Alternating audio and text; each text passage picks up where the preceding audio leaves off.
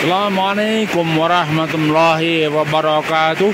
Suasana sore hari, kebetulan hujan di kawasan Sidokerto, di kawasan Plubo dan sekitarnya. Hari sore yang begitu indah, kita mencoba menikmati panorama desa di dalam program Telusur Desa. Tapi situasi hujan yang amat sangat deras membuat kita terpaksa harus berteduh di sebuah toko. Baik, kita coba eksis hari ini dengan merangkai kata-kata dan mengurai cerita. Di kawasan Plubo Sidokerto kebetulan hujannya masih deras, pakai angin.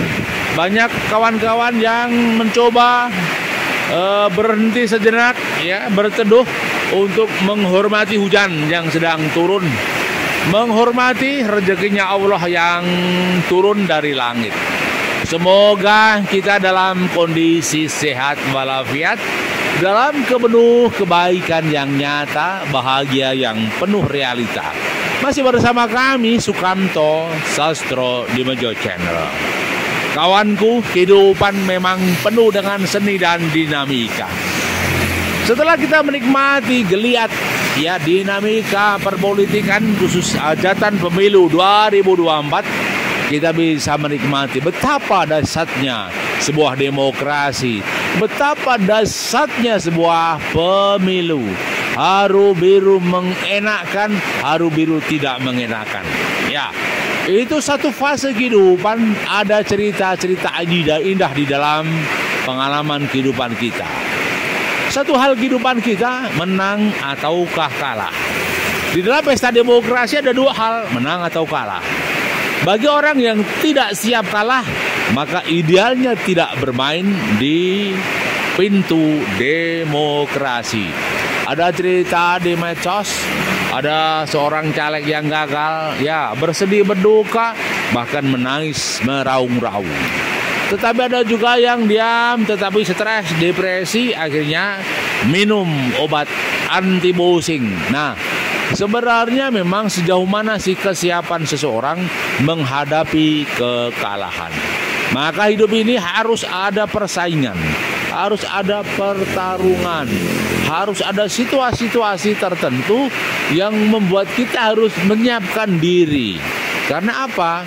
Hidup bukan persoalan kemenangan saja, karena kadangkala hidup adalah sebuah kekalahan. Kalau seseorang hanya siap menang, idealnya tidak usah ikut perlombaan. Kalau orang hanya siap kalah, idealnya jangan ikut perlombaan. Yang betul apa? Yang betul, ketika terjadi perlombaan, terjadi persaingan, maka seseorang harus siap menang dan siap kalah. Itu yang terjadi. Ketika kesiapan ini sudah dipersiapkan dalam psikis kita, dalam emosional kita, dipastikan orang tidak begitu depresi, orang tidak begitu sedih. Baik kalau gagal tidak akan sedih yang berlebihan.